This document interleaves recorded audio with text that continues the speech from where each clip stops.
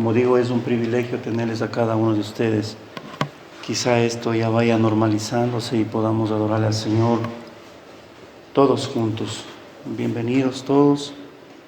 Y vamos a continuar con nuestras enseñanzas, como cada uno de ustedes están dándose cuenta.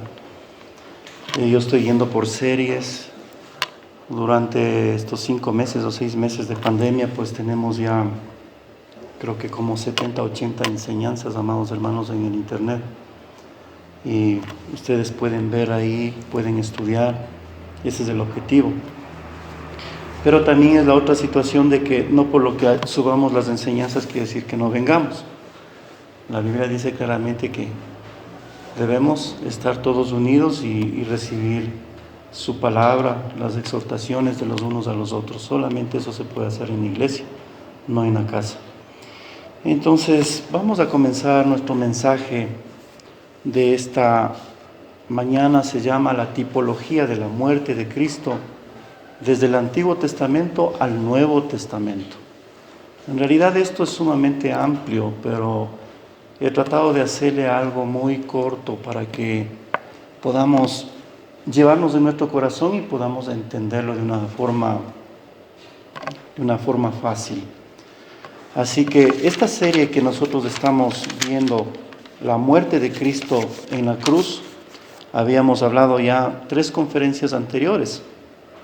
En la primera vimos Cristo redimió nuestros pecados y veíamos de qué manera a través de las Escrituras, pues bajo la sangre preciosa, bajo su muerte, pues redimió nuestras vidas.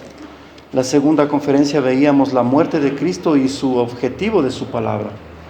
Entonces la palabra santa de Dios nos anuncia, y atrás de sus profetas, me refiero en el Antiguo Testamento, ya se hablaba de la muerte de nuestro Señor Jesucristo, ya se hablaba del acontecimiento en realidad de lo que iba a pasar.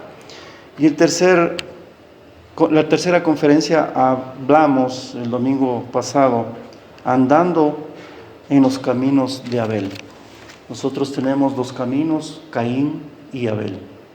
Todos conocemos en realidad la vida de Caín, que quiso dar esa ofrenda al Señor, aparentemente con su corazón, pero no era así.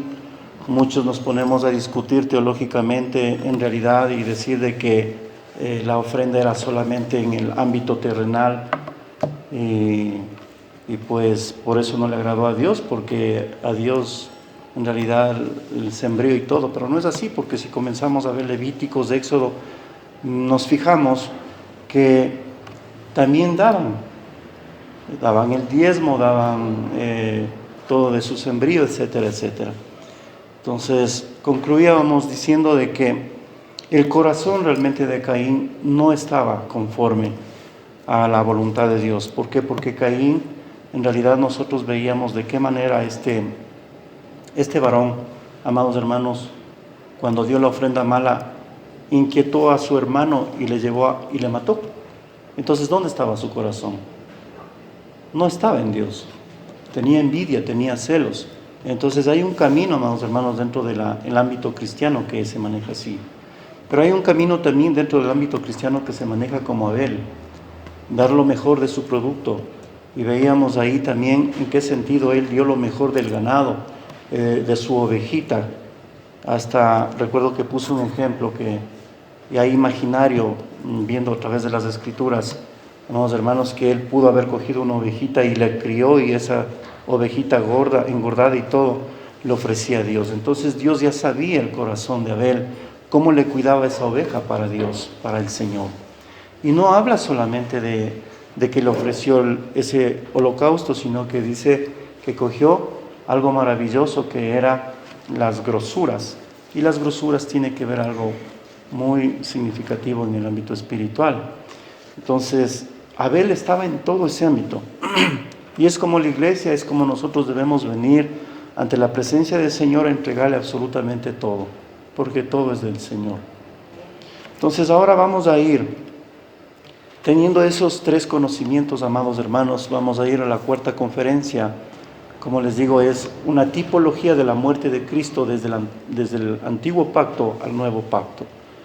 Tipología, como ya había explicado en breves palabras, amados hermanos, es todo lo que está escrito en el Antiguo Testamento, igual en el Nuevo Testamento, coordinan los dos. Entonces vamos a ver tipológicamente algo sensacional y maravilloso de lo que es Cristo Jesús. Como cristianos, las dos cosas que podemos hacer para luchar por Cristo son, amados hermanos, vivir de acuerdo a su palabra. ¿Cuántos vivimos de acuerdo a la palabra de Dios? Y segundo, crecer en nuestro propio conocimiento en Él. Son dos cosas fundamentales. Cristo dijo en Mateo 5:16, así alumbre vuestra luz delante de los hombres. Esto significa que debemos vivir, debemos actuar de una manera compatible con el Evangelio. También debemos armarnos con conocimiento, tanto del Evangelio como del mundo, amados hermanos, que nos está rodeando. Entonces, miren lo que dice el apóstol Pedro, capítulo 3:15. Santificad a Dios el Señor en vuestros corazones y estad siempre preparados para presentar defensa con mansedumbre y reverencia ante todo el que os demande razón de la esperanza que hay en vosotros. Entonces, algo interesante, ¿verdad? Dios alumbra, amados hermanos, a través de las Escrituras en nuestras vidas, y también dice que nosotros somos aquellos defensores, aquellos que debemos estar preparados para cualquier defensa de la palabra santa de Dios. No en discusión, por eso dice mansedumbre. Todo lo que podemos hacer es vivir, es enseñar a través de los fundamentos de nuestra fe. Cristianos que no conozcan en realidad los fundamentos de nuestra fe, no entenderán absolutamente las prédicas que vienen a continuación. Entonces, habría sido un engaño en la iglesia que inventara su creencia anteriormente, pero sin la experiencia espiritual de la iglesia salvaguardada en su credo, jamás nos habríamos enterado de la experiencia espiritual de nuestro Señor Jesucristo. Entonces ustedes pueden darse cuenta de que mucha gente, ateos, dicen que Jesucristo no existió, o si existió pensaban simplemente como un hombre y nada más. Otros dicen que Jesucristo nunca resucitó, y así vemos a muchas religiones en realidad que sacan contextos, amados hermanos, que están fuera de contexto. No habríamos conocido el camino que nos abrió, ni la manera, amados hermanos, de seguirlo. Si nosotros pensamos, si nosotros actuamos como aquellas personas, es fácil preguntarnos, amados hermanos, ¿a quién estoy siguiendo? ¿De qué estoy hablando? Entonces la iglesia es para poder aprender, para poder, amados hermanos, ser enseñados a través del Espíritu Santo. Amén. Cuando decimos que Cristo murió por nosotros, en realidad ese es el fundamento de nuestra fe. Cristo murió en la cruz por salvarnos de la condenación. Y cuando hablamos de la salvación no podemos tratar deliberadamente como algo muy sencillo que pasó, sino que debemos rogarle al Espíritu Santo que nos enseñe a través de las Escrituras, amados hermanos, a través de todas las Escrituras, cómo funciona. Y eso es lo que trataremos de estudiar, trataremos de comprenderlo en esta mañana, a través del Antiguo Testamento al Nuevo Testamento, el Nuevo Pacto.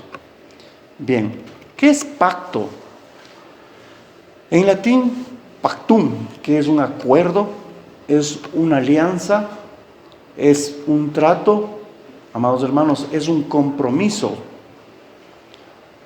que siempre estamos involucrados, que vamos nosotros a aceptar aquello que estipulan. Constantemente estamos fallando, nos levantamos de mal ánimo, con iras, y no somos sumisos a Dios, nos olvidamos de orar, nos olvidamos de hacer muchas cosas. Entonces, ¿qué pasaría, amados hermanos, aquí? Como hacen muchas iglesias, ¿verdad? Pactan con Dios dando dinero. ¿Han escuchado? en iglesias X. Hoy vamos a hacer un pacto. A ver, pacta con Dios en esta mañana y da dinero. Y vas a ver que el Señor te devuelve más allá. Están fuera de la realidad, están fuera, amados hermanos, de lo que es la palabra santa de Dios. Entonces, ¿acaso Dios es motivo de burla? Para que tú des $100 y el Señor te pueda dar $1,000.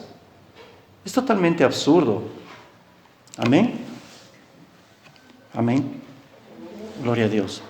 Entonces vamos a ver, amados hermanos, los pactos en el Antiguo Testamento. No todos, solamente vamos a recorrer nada más las Escrituras, porque esto es largo. Quiero que ustedes se sintonicen y vean cómo está todo esto agarrado y estipulado por Dios. En Levítico leemos que la vida está, amados hermanos, en la sangre, ¿verdad? Entonces, la Biblia nos enseña que la sangre ya tenía un lugar. De la misma manera, la vida eterna está en la sangre de nuestro Señor Jesucristo. El Señor nos dice que si no bebiéramos de su sangre, no tendríamos vida espiritual. Juan 6:54. El que come mi carne, y bebe mi sangre, tiene vida eterna. Y yo le resucitaré en el día postrero. Entonces, miren, estamos viendo que los pactos funcionaban de esa manera. Cuando había sangre, amados hermanos, se hacía todas las cosas coherentemente y rectas. A lo menos Dios hacía el pacto es para poder recordar, y Él no podía fallar. Pero bien, sabemos que la muerte de nuestro Señor Jesucristo en la cruz hizo ese pacto, derramó su sangre preciosa. Por eso dice Juan capítulo 3, 16, amados hermanos, que Él no quiere que nadie se pierda. Esto es algo tremendo y siempre hablamos de eso. Entonces miremos que la vida eterna que el Señor Jesús nos brinda, que el Señor Jesús nos está dando, es grande, es preciosa. ¿Y cómo no tomarlo? ¿Cómo no creerlo, amados hermanos? ¿Verdad? También podemos ver, amados hermanos, su sangre preciosa en la Santa Cena. En 1 Corintios capítulo 11, 23 al 26. Porque yo recibí del Señor lo que también os he enseñado, que el Señor Jesús, la noche que fue entregado, tomó pan. Y habiendo dado gracias, lo partió y dijo, tomad, comed, esto es mi cuerpo que por vosotros es partido, haced esto en memoria de mí. Asimismo tomó también la copa, después de haber cenado, diciendo, esta copa es el nuevo pacto de mi sangre. Haced esto todas las veces que bebiereis en memoria de mí. Así pues, todas las veces que comiereis de este pan y bebiereis de esta copa, la muerte del Señor anunciáis hasta que Él venga. ¿Se dieron cuenta? ¿Cómo del antiguo pacto va al nuevo pacto? A nuestro Señor Jesucristo. ¿Cómo de ese borreguito o ese animalito que era partido, amados hermanos, y la sangre realmente era la que se llevaba esas gotitas para hacer la expiación, daba resultado para todo el pueblo?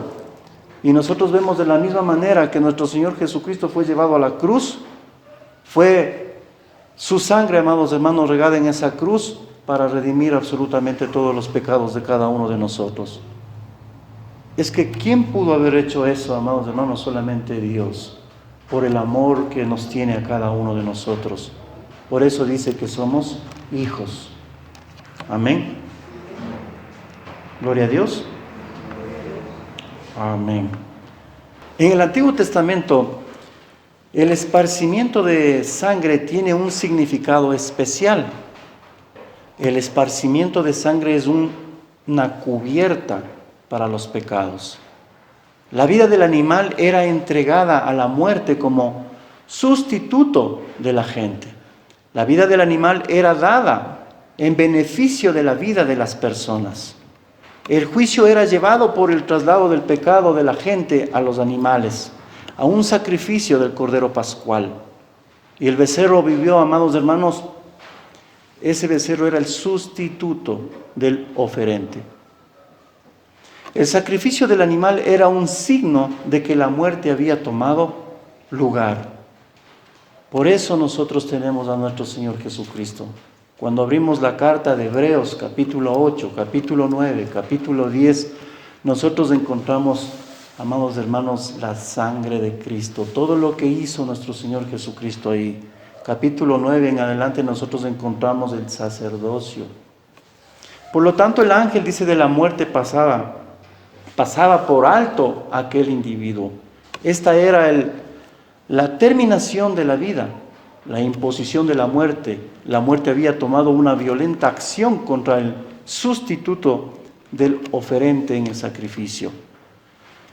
Éxodo capítulo 12, 13 dice: y la sangre os será por señal en las casas donde estéis, y cuando yo vea la sangre, pasaré sobre vosotros, y ninguna plaga vendrá sobre nosotros para destruiros, cuando yo hiriere la tierra de Egipto. Qué tremendo todo esto. Entonces los santos del Antiguo Testamento anticiparon la muerte, amados hermanos, de nuestro Señor, ofreciendo los sacrificios de animales para sus pecados. Jesucristo es el sustituto que ha resuelto las demás santas contra el pecador. Y el pecador era el perdonado totalmente, amados hermanos.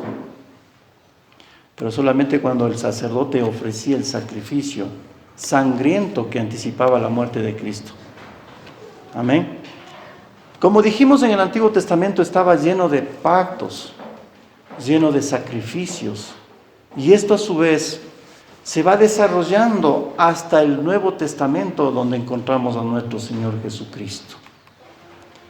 Vemos el pacto de Dios con la humanidad. Génesis capítulo 9, versículo 8 al 13, donde dice: entonces habló Dios a Noé y a sus hijos que estaban con él, diciendo: he aquí yo establezco mi pacto con vosotros y con vuestra descendencia después de vosotros, y con todo ser viviente que está con vosotros, aves, ganados y todos los animales de la tierra que están con vosotros, todos los que han salido del arca, todos los animales de la tierra. Yo establezco mi pacto con vosotros, y nunca más volveré a ser exterminada toda la carne por las aguas del diluvio, ni habrá más diluvio para destruir la tierra. Y dijo Dios: esta es la señal del pacto que hago entre yo y vosotros, y todo ser viviente que está con vosotros por todas las generaciones. Pongo mi arco iris, las nubes, y será por señal del pacto entre yo y la tierra. Entonces miremos cómo la palabra santa de Dios nos insta, nos habla del Antiguo Testamento, que hay puros pactos. Y esta fue una señal, amados hermanos, que Dios puso un arco iris, diciendo que nunca más mataría a las personas a través de agua, ¿verdad? Es por eso que encontramos en el libro de Apocalipsis el trono de Dios, que también hay un arco iris.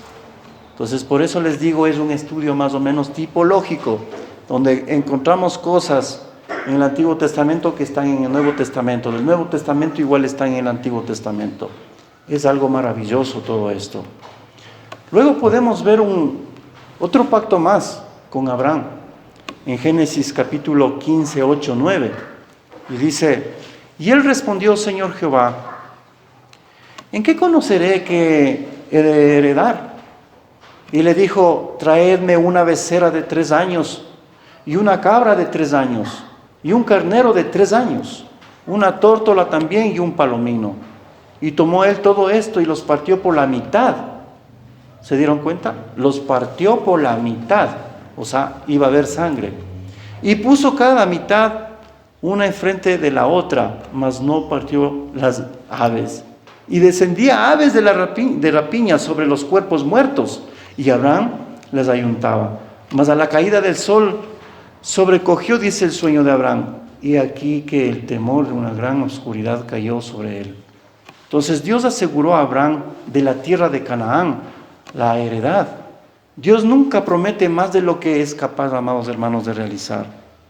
Ya que a menudo los hombres, cada uno de nosotros, prometemos y no cumplimos, ¿verdad? Abraham hizo lo que Dios realmente le mandó. Dividió las bestias en medio, de acuerdo con la ceremonia utilizada en los pactos de confirmación. Pero ¿qué debemos mirar aquí? Debemos mirar la sangre para poder hacer ese pacto. Dios mismo se revela y trabaja, amados hermanos, con la humanidad.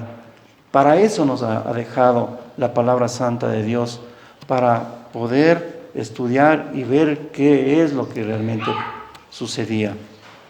En el libro del apóstol Juan, capítulo 1, 29, dice: y el siguiente día vio Juan a Jesús, que venía a él, y dijo: he ahí el Cordero de Dios que quita el pecado del mundo. Tremendo, ¿cómo sabía Juan, verdad? Y cuando leemos en el libro de Juan nos vamos dando cuenta, amados hermanos, todas las cosas del Antiguo Testamento. Preciosísimo. Génesis 17, 1, 6. Era Abraham de edad de 99 años, cuando le apareció Jehová y le dijo: yo soy el Dios Todopoderoso. Anda delante de mí y sé perfecto, y pondré mi pacto entre mí y ti, y te multiplicaré en gran manera. Entonces Abraham se postró sobre su rostro, y Dios habló con él diciendo: he aquí mi pacto es contigo, y serás padre de muchedumbre de gentes, y no se llamará más tu nombre Abraham, sino que será tu nombre Abraham, porque te he puesto por padre de muchedumbre de gentes, y te multiplicaré en gran manera, y haré naciones de ti, y reyes saldrán de ti. Entonces miren otro pacto que hizo con este siervo de Dios. Abraham fue bendecido por Dios a través de ese pacto. Tenemos otro pacto, Éxodo capítulo 24, 4, 8.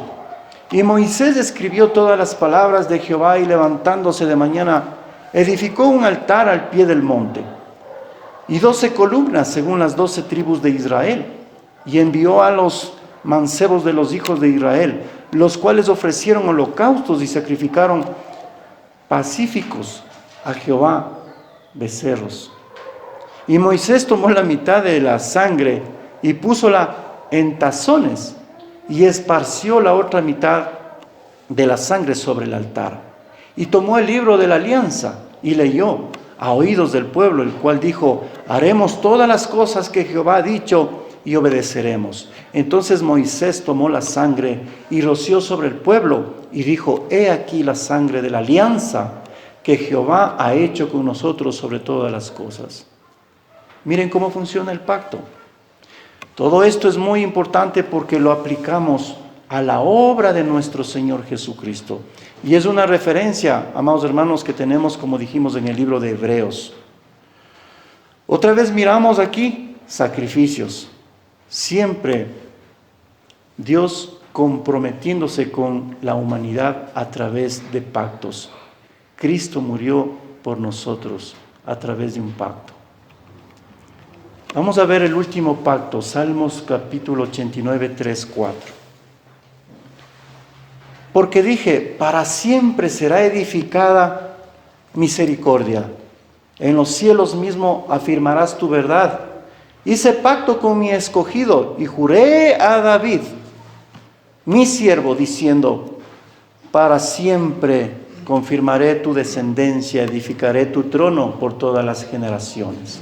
Entonces el pacto que hizo el Señor con el rey David, que le iba a dar, amados hermanos, un heredero que conocemos nosotros llamado Salomón.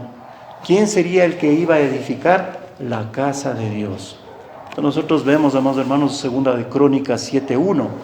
Cuando Salomón acabó de orar, descendió fuego de los cielos y consumió el holocausto y las víctimas, y la gloria de Jehová llenó la casa. Entonces miramos nosotros en David. Vemos primero desde Génesis, Éxodo, Levíticos. Comenzamos a ver de los siervos, amados hermanos, que todo es a base de sangre, todo es a base de pactos con nuestro Señor. Entonces aquí vemos que el Señor le prometió a David que su hijo iba a levantar la casa para Dios. Recuerden que David no lo pudo hacer. ¿Por qué razón? Porque dice las Escrituras que tenía sus manos de sangre. Amén.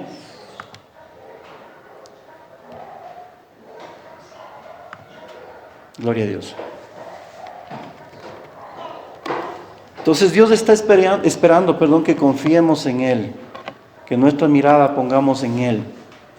En resumidas cuentas, amados hermanos, podemos ver que hubo representantes del pacto en el Antiguo Testamento. Vimos nosotros el pacto de Adán, vimos el pacto de Noé, vimos el pacto de Abraham, vimos el pacto de Moisés, vimos el pacto de David. Entonces, vamos a ver algo más. Y la Biblia misma nos va llevando, la misma Biblia se va interpretando y nos va enseñando.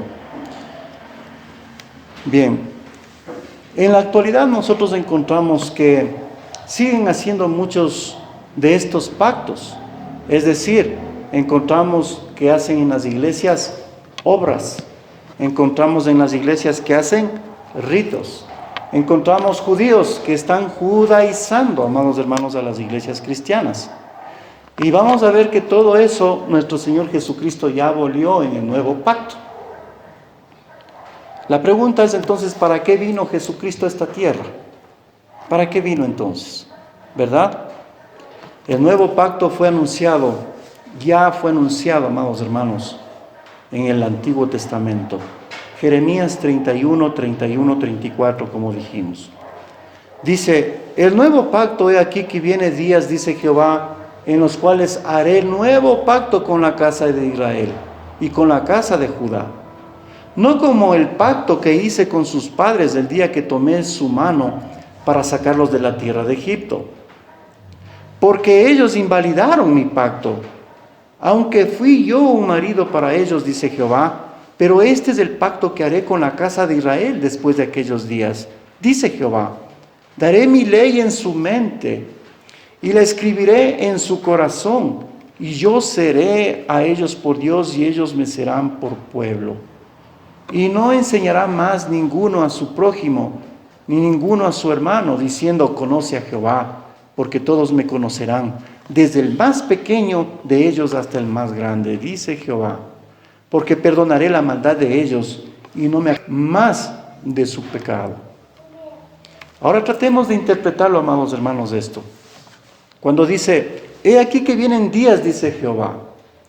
Lo que Jeremías profetizó fue que de este fiel mensajero que el Señor aún no se había cumplido sus días.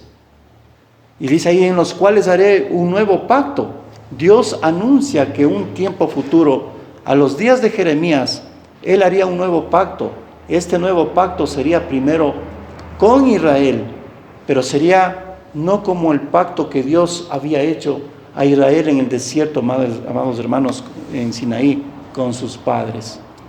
Porque la Biblia nos dice claramente que sus padres fallaron, que traicionaron, ¿verdad? Entonces Jesús instituyó este nuevo pacto en su muerte en la cruz. Y Él específicamente instituyó el reconocimiento y el recordatorio del mismo con el pan, la bebida en la Santa Cena. Entonces muchas de las veces nosotros predicamos también, por cierto, hoy tenemos Santa Cena.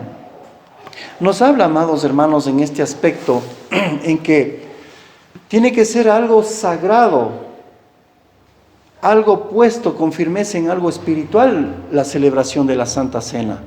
Miren lo que dice Mateo 26, 28. Porque esta es mi sangre del nuevo pacto, que por muchos es derramada para remisión de los pecados. Entonces lo que nosotros vamos a hacer es hacer un recordatorio de lo que hizo Jesucristo, amados hermanos, por cada uno de nosotros. Lucas 22, 20 dice, y de igual manera después que hubo cenado, tomó la copa diciendo, esta copa es el nuevo pacto en mi sangre que por vosotros se derrama. Entonces, era el futuro de los días de Jeremías, pero iba a ser puesto en efecto por Jesús y concretamente por su trabajo de sacrificio expiatorio en la cruz. El escritor de Hebreos cita estos pasajes y desarrolla el tema del nuevo pacto, especialmente en contraste con el viejo. Miren lo que dice Hebreos 8:8. Porque reprendiéndoles dice: he aquí vienen días, dice el Señor, en que estableceré con la casa de Israel y la casa de Judá un nuevo pacto. Hebreos 8:13. Al decir nuevo pacto, ha dado por viejo al primero, y lo que se da por viejo y se envejece está próximo a desaparecer. Es que este escritor de Hebreos, amados hermanos, nos está especificando con claridad sobre los pactos. De que ya no vamos a hacer ritos, de que ya no vamos a vivir por obras, sino vamos a vivir, amados hermanos, a través de la muerte de nuestro Señor Jesucristo. Lo que hizo Él en la cruz, ese amor tan misericordioso, amados hermanos, que fue a la cruz, para poder redimir nuestras vidas, para ser parte realmente de Él. Ya no tengo que hacer obras, ya no tengo que correr a ningún lado, amados hermanos, para poder yo ser acreedor o simpatizarle a Dios. La Biblia nos habla específicamente de que esas personas que hacen eso invalidan, amados hermanos, la muerte de nuestro Señor Jesucristo en la cruz. Dice entonces ahí, Hebreos 9:15, así que por eso es mediador de un nuevo pacto, para que, interviniendo muerte para la remisión de las transgresiones que había bajo el primer pacto, los llamados reciban la promesa de la herencia eterna. Entonces era muy necesario recorrer nosotros del Antiguo Testamento para que ustedes puedan ver. Todo esto se va desarrollando, amados hermanos, la muerte de aquellas víctimas que fueron los animalitos, era con un propósito. Y Juan lo destaca y lo dice a Jesús, Cordero inmolado. ¿Se dieron cuenta? Cómo va desde el Antiguo al Nuevo Testamento. Y la Biblia mismo se va interpretando, no nada mío. La Biblia mismo va enseñándonos el camino de la verdad. Entonces ellos invalidaron, dice ahí, mi pacto. Sigo leyendo lo que estábamos en Hebreos. Un nuevo pacto fue prometido y necesitado por Israel. No mantuvo y no podía mantener el pacto de Dios. Había hecho con ellos en Sinaí. Ese pacto no estaba diseñado para ser suficiente. Era una preparación para el nuevo pacto que iba a venir. Entonces, ¿de qué está hablando, amados hermanos, de esto? Este antiguo pacto simplemente era algo que estaba ya dibujado para lo que venía a ser de a de veras. El viejo pacto había tomado un nuevo arrendamiento en la vida de Jeremías en sus días tempranos. Cuando el libro perdido del pacto había sido ya encontrado, leído y reafirmado para convertirse en los planos de las continuas reformas de Josías, y aún así todo lo que hemos leído en Jeremías confirma que la ley no hacía nada perfecto, porque la respuesta era superficial y murió con la muerte de Yeshua. Entonces, de Josué, para que podamos entender. Sabemos, amados hermanos, que en realidad, sabemos que el nuevo pacto de la nueva alianza es para la iglesia, es para cada uno de nosotros. Dice ahí, daré mi ley en su mente y la escribiré en su corazón. Aquí tomemos mucha atención. Muchos pensamos, amados hermanos, que la iglesia son las cuatro paredes, que ahí mi iglesita es la más grande de aquí del centro, y etcétera, etcétera. No, la iglesia eres tú. Amén. Bien, el nuevo pacto traería una transformación interna. La ley de Dios ya no sería solo externa.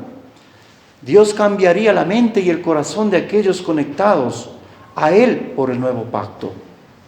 El nuevo pacto no elimina o renuncia, amados hermanos, la ley como muchos dicen. Pero pastor, usted está realmente terminando con la ley. Y la ley, los mandamientos y todo eso también puso Dios. No estamos diciendo eso. Hace que la ley esté más cercana y más importante al colocarla en la mente y en el corazón. En lugar de una tabla, amados hermanos, de piedra en una hoja escrita, ya no será como las externas hechas por los padres, sino espiritual, algo interno y basado en un íntimo conocimiento de Jehová. ¿Verdad? Es algo precioso cuando nosotros conocemos los 10 mandamientos en espíritu y queremos hacer algo. El Espíritu Santo es como que nos pone un semáforo rojo y nos dice no, no. A eso está hablando, amados hermanos, la persona que escribió Hebreos. Aquí el corazón es escrito sobre nosotros en un sentido positivo. El corazón como un material sobre el cual escribir es mencionado también en Jeremías capítulo 17:1. Amén. El pecado de Judá escrito está dice, sin ser de hierro. ¿Dónde estaba escrito, amados hermanos? En el corazón, ¿verdad? Y dice, y con punta de diamante, esculpido está en la tabla y en sus cuernos de sus altares. Entonces miren cómo trabaja nuestro Dios, cómo trabaja el Espíritu Santo. La ley no está solamente en tablas, la ley ahora está aquí viviendo en nuestro corazón.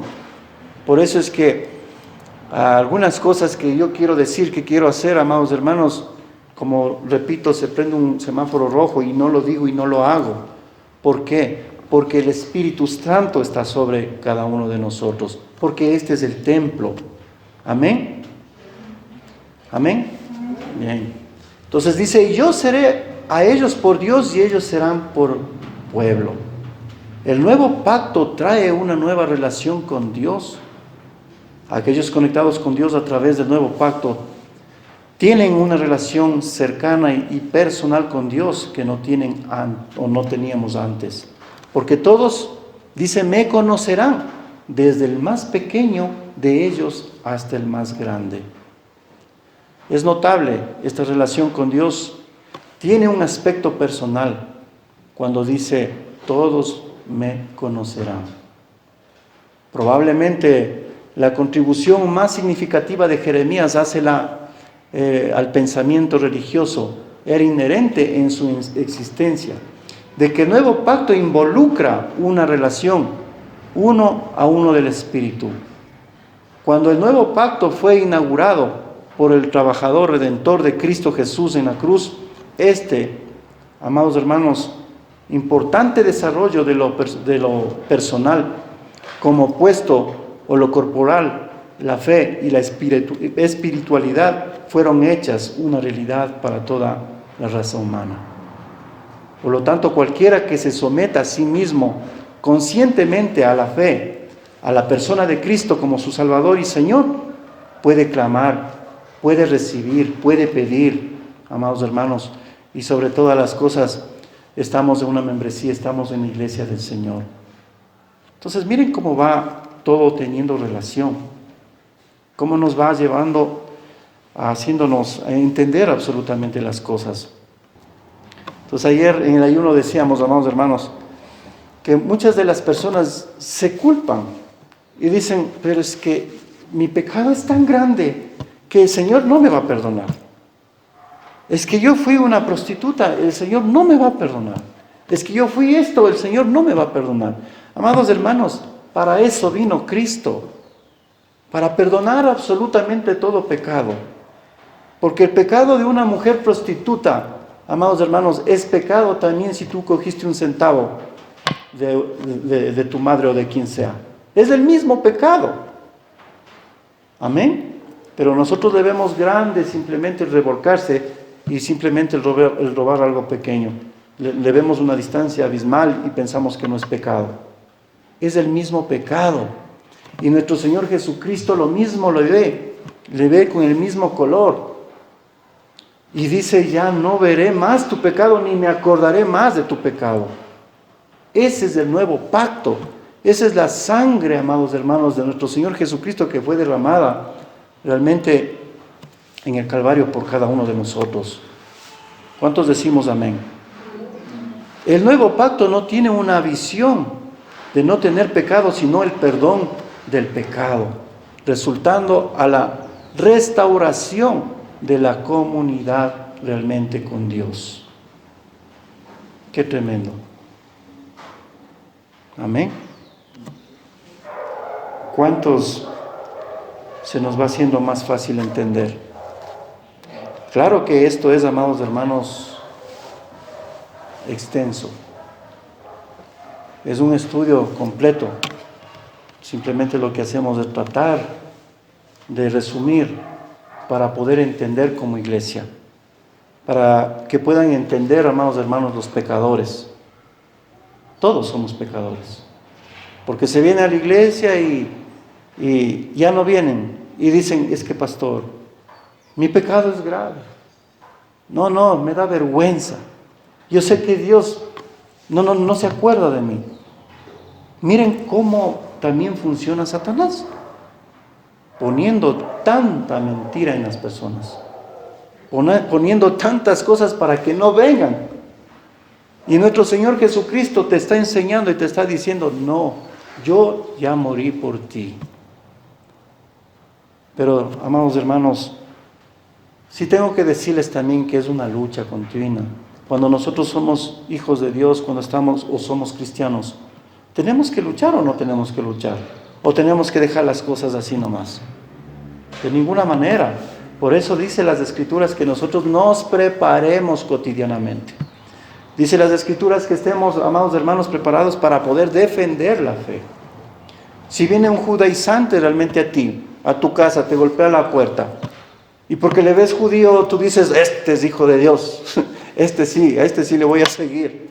Y comienza a decirte a ti, primero, tienes que reunirte el sábado.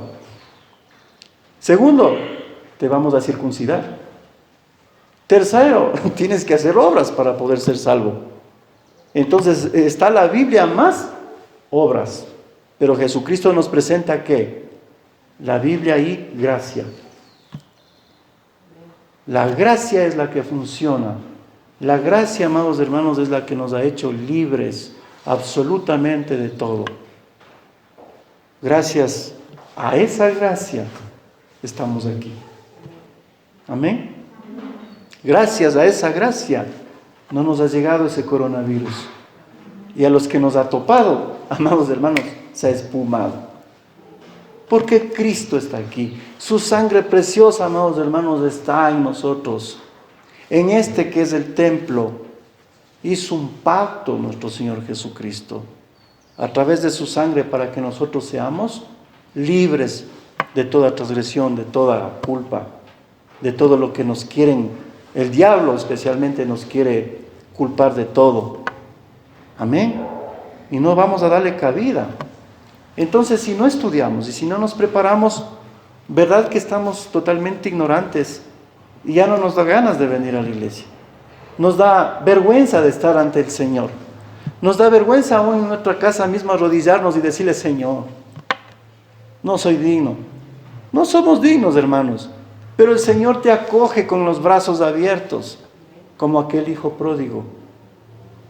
El Señor está abierto. Está listo para ponerte un anillo. Está listo para ponerte una túnica blanca, amados hermanos. Y no podemos hacernos los ciegos, ni tontos, ni nada. Solo cuando nosotros no entendemos la palabra santa de Dios, cuando estamos totalmente ignorando las cosas, ahí sería. Pero si somos cristianos, en las iglesias enseñamos esto. En las iglesias nos capacitamos, amados hermanos, con todo esto, para que el enemigo no tenga oportunidad de hacer sus acechanzas. Amén. Imagínate tú que digas de esa situación, no, es que yo soy así asado y yo ya no puedo cambiar. Es que Dios ya me tiene ya una paila reservada para mí. ¿Han escuchado eso? Hasta, no sé si lo dicen de broma o le dicen de veras. Pero, amados hermanos, eso no es. Yo no le veo, amados hermanos, chiste. Porque están diciendo que Jesucristo no hizo nada en la cruz. Están diciendo, ¿para qué vino Jesús? Jesucristo vino a la tierra, pero no hizo nada por mí. Al contrario, Jesucristo vino es a morir por ti. Amén. Ahora sí nos vamos dando cuenta, amados hermanos, el poder de las Escrituras es algo preciosísimo. Es algo precioso. Abramos en el libro de Hebreos.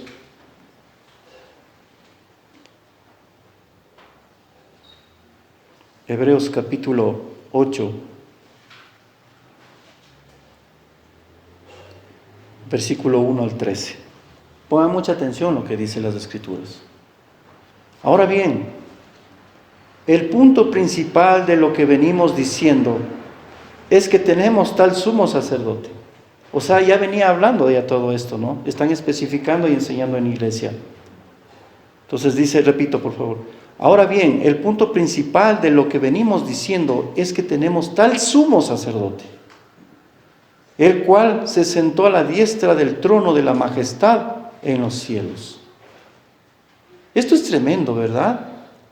¿Ustedes creen que se puede sentar en un trono el arcángel Miguel? ¿Creen ustedes que se puede sentar un ángel? Solamente se sienta nuestro Señor Jesucristo. Y es interesante todo esto, amados hermanos, porque en el Antiguo Testamento nosotros vemos al sacerdote todo el tiempo parado y no hay una silla donde descanse el sacerdote.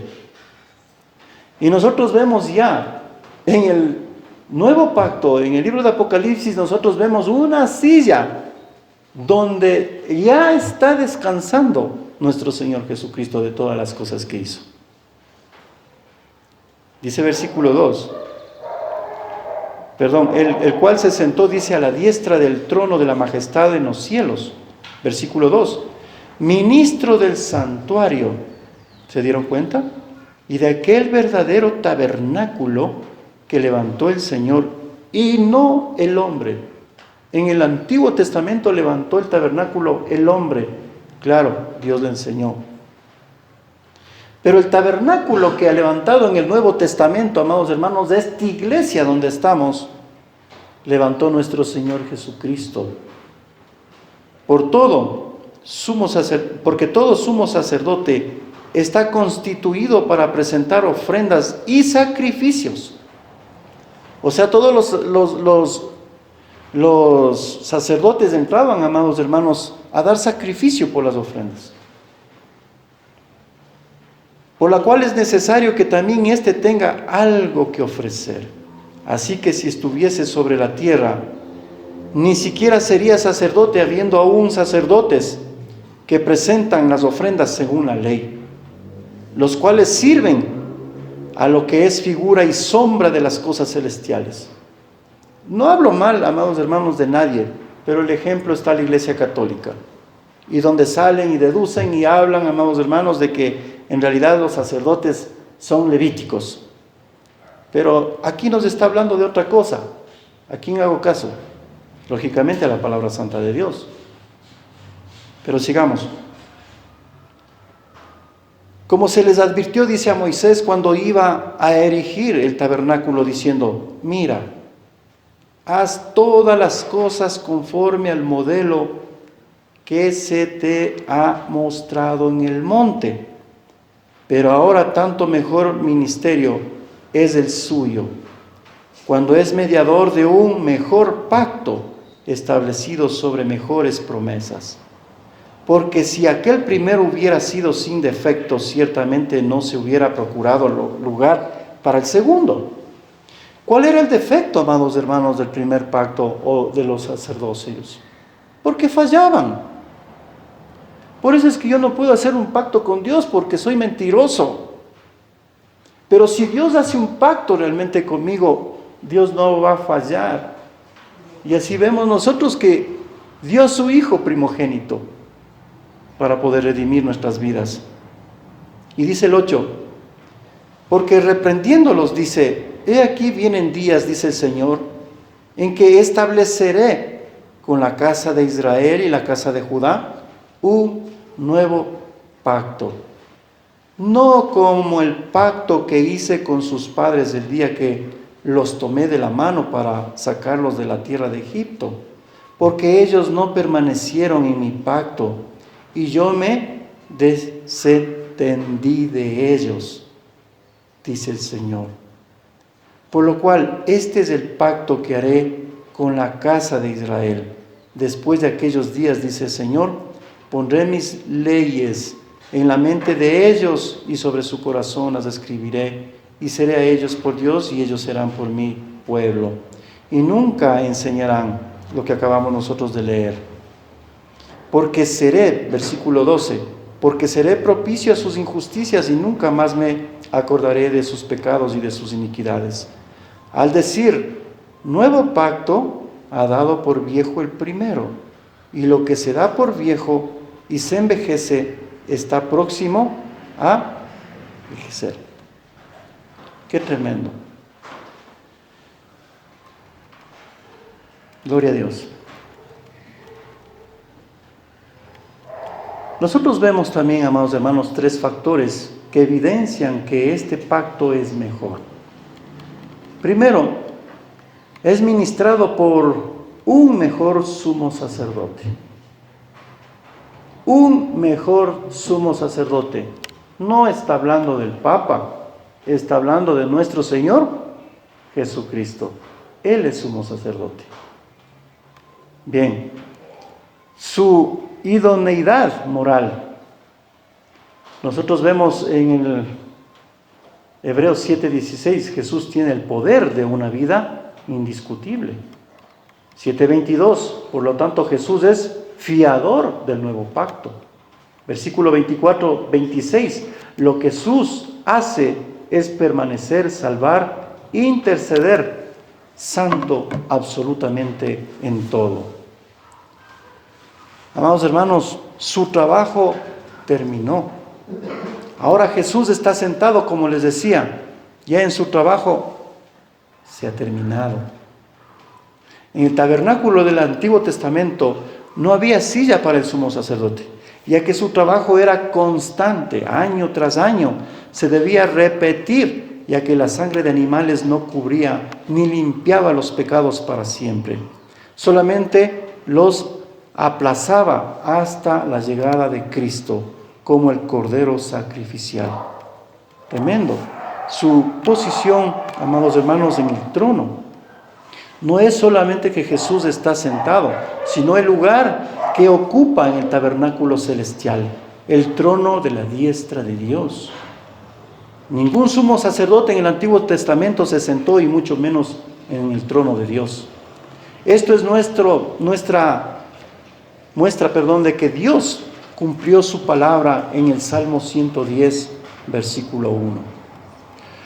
Un solo sumo sacerdote podía sentarse en el trono a la diestra de Dios, y ese debía ser uno que venía de un sacerdocio más alto que el sacerdocio de la línea de Aarón, es decir, del sacerdocio de Melquisedec,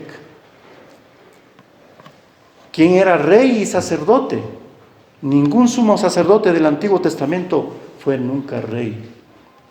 Entonces, cuando nosotros vamos interpretando todo esto y vamos dándonos cuenta, amados hermanos, ¿qué vemos nosotros tanto sacerdocio hoy en la Iglesia Católica? Están equivocados. Su exaltación suprema, amados hermanos, fue exaltado y llevado más allá de los cielos. ¿Algunos de los sacerdotes de ellos serán exaltados y llevados más allá de los cielos? ¿Verdad?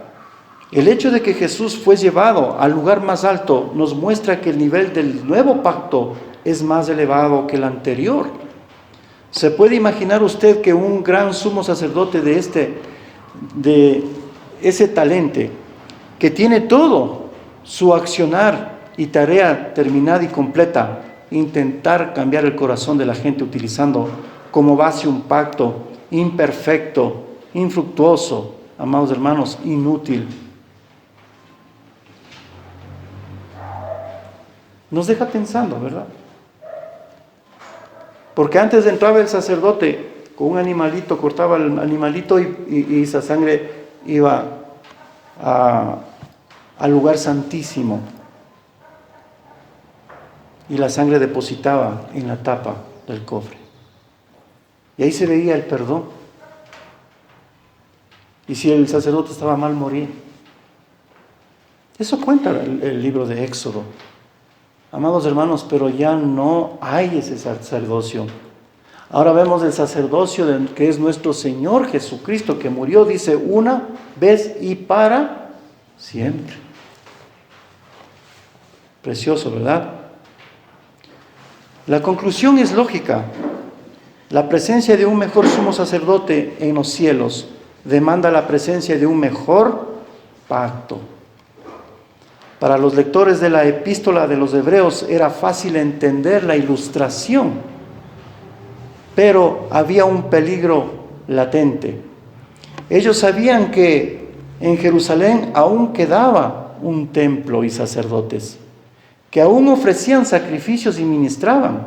Entonces, al entender la importancia del sacerdocio y del templo, para ellos hubiera sido fácil regresar al sistema mosaico de sacrificios. Por lo tanto, el escritor debía presentar a los lectores una correcta visión del templo celestial, ya que ha presentado una correcta visión del gran sumo sacerdote. De eso trata, amados hermanos, el libro de Hebreos, cuando habla del mejor pacto. Entonces, nuestro Señor Jesucristo, en realidad, Él es el mejor pacto. Su sangre preciosa dio en la cruz con el objetivo de redimir tu vida, tu alma, y de llevarnos de este lugar. Amén. Hay tiempo todavía, amados hermanos, no de sobra, pero hay tiempo para poder nosotros predicar. Hay tiempos para poder entender y para poder mejorar nuestra vida. Hay tiempo para poder estudiar, hermanos, y saber cómo en realidad quiere Dios que nos portemos. Porque somos llamados, cuando dice nuestro Señor Jesucristo, id y predicad, dice, ¿verdad?, a las naciones. Entonces no está hablando simplemente con el hecho de que si quieres lo haces y si no quieres pues no lo haces. Es una orden. Y muchos no lo cumplen en realidad es porque no entienden todo esto. No comprenden, amados hermanos, que somos liberados. No comprenden que somos aliados a nuestro Señor Jesucristo. Amén. Pongámonos de pie.